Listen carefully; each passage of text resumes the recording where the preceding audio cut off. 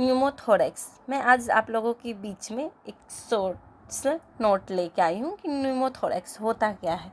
तो न्यूमो मतलब क्या हुआ, एयर, ठीक है। और थोरेक्स मतलब हो गया कि प्लूरल स्पेस, यानी कि जो प्लूरल स्पेस क्या हुआ, प्लूरल का मतलब हो गया लंग्स, यानी कि लंग्स का जो लेयर होता है ना, तो दोनों लेयर के बीच का जो स्पेस होता है उसको क्या बोलते हैं, प्लूरल स्पेस। तो इस प्लूरल स्पेस में हवा का भर जाना, यानी हवा का जमा होना, तो उसको क्या बोलते हैं, तो न्यूमोथोरेक्स। न्यूमो का मतलब ही हो गया एयर, ठीक है। अब देखिए इसका टाइप्स, इसके 3 टाइप्स होते हैं, स्पॉन्टेनियस न्यूमोथोरेक्स, ओपन न्यूमोथोरेक्स और टेंशन न्यूमोथोरेक्स। ओके, अब देखिए आगे बताते हैं हम। देखिए स्पॉन्टेनियस, तो नाम से ही पता चल रहा है कि स्पॉन्टेनियस मतलब स्वतः न्यूमोथोरेक्स हो जाएगा, मतलब कि यहाँ पे खुद ही हो जाएगा। तो इसमें क्या होता है, तो इसमें होता है कि accumulation of air due to rupture of alveoli, यानी कि जो लंग्स का, जैसे ही आप लोग एनाटोमी पढ़े होंगे, तो एयर सिक जो होता है उसको क्या एल्वोलाई कहते हैं। तो एल्वोलाई का रप्चर होने के कारण जो है हवा का क्या होता है, जमा हो जाना, उसको स्पॉन्टेनियस न्यूमोथोरेक्स कहते हैं। तो इसमें क्या होता है, एल्वोलाई जो होता है ना वो रप्चर हो जाता है। रप्चर हो जाने के कारण क्या होता है, तो प्लूरल स्पेस में क्या होता है, हवा का एक्युमुलेशन हो जाता है, तो ये स्पॉन्टेनियस होता है। अब देखिए ओपन न्यूमोथोरेक्स, तो इसमें है कि ओपन मतलब ये है कि किसी भी सर्जरी के कारण, यानी कि ओपन मतलब खुला हुआ, ठीक है, नाम से यहाँ हम लोग जानेंगे। तो ओपन मतलब खुला हुआ, यानी कि किसी भी सर्जरी के कारण होता है, तो उससे क्या बोलते हैं, ओपन न्यूमोथोरेक्स। अब देखिए टेंशन न्यूमोथोरेक्स, तो टेंशन का मतलब ही हो गया तनाव, ठीक है, खिंचाव। तो it is due to increase pressure, तो तनाव यानी कि किसी तरह का खिंचाव हुआ है, किसी तरह का तनाव हुआ, तो यानी कि प्रेशर बढ़ जाने के कारण जब होता है तो उसको क्या, तो प्रेशर बढ़ा तो यानी तनाव हुआ, तो तनाव हुआ तो उसको क्या कहते हैं, टेंशन न्यूमोथोरेक्स। ओपन हो गया खुला हुआ, तो ओपन सर्जरी के कारण हुआ। और स्पॉन्टेनियस मतलब हो गया कि स्वतः, तो जैसे ही एल्वोलाई रप्चर हुआ तो वो खुद वहाँ जाके क्या हुआ, रप्चर होने के कारण वहाँ प्लूरल स्पेस में हवा वहाँ पे भर गया, तो वो हो गया हमारा क्या, तो स्पॉन्टेनियस। इस तरह हम लोग नाम से याद रखेंगे, ठीक है। तो ये टेंशन न्यूमोथोरेक्स कब कब होगा, तो चेस्ट ट्रॉमा में होता है, जैसे किसी तरह का चोट वोट लगा है चेस्ट में, तो इस कारण से प्रेशर इंक्रीज हो जाता है, ठीक है। अब हम लोग देखते हैं कि इसका साइन सिम्टम्स क्या होगा। तो साइन सिम्टम्स जो होगा, एब्सेंट ऑफ ब्रीदिंग साउंड, यानी कि जो ब्रीदिंग साउंड होगा वो क्या एब्सेंट होगा।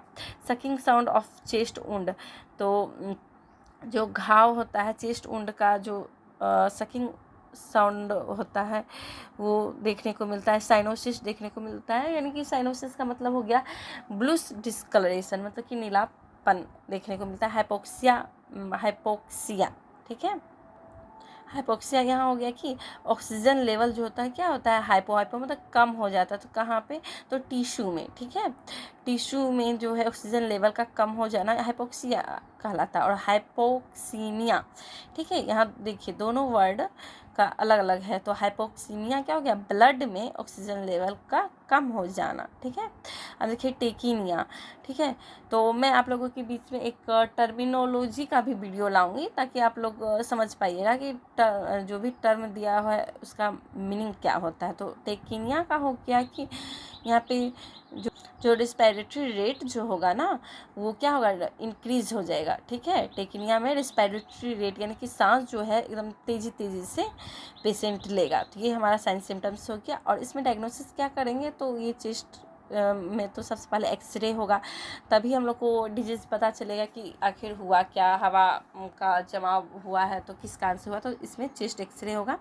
फिर इसका मैनेजमेंट क्या करना है, तो पेशेंट को फॉलोअर्स पोजीशन में उसको लेटाना है। फॉलोअर्स पोजीशन का मतलब हो गया जिससे हम लोग बैठने की स्थिति में हल्का लेटा हुआ, उसमें भी फॉलोअर्स पोजीशन में भी सबका अलग अलग मतलब एंगल होता है, ठीक है। 30 डिग्री, 45 डिग्री, 60 डिग्री, 90 डिग्री, ऐसे करके उसका भी मतलब मैं आप लोगों के बीच में इस सब का भी वीडियो धीरे धीरे लाऊंगी।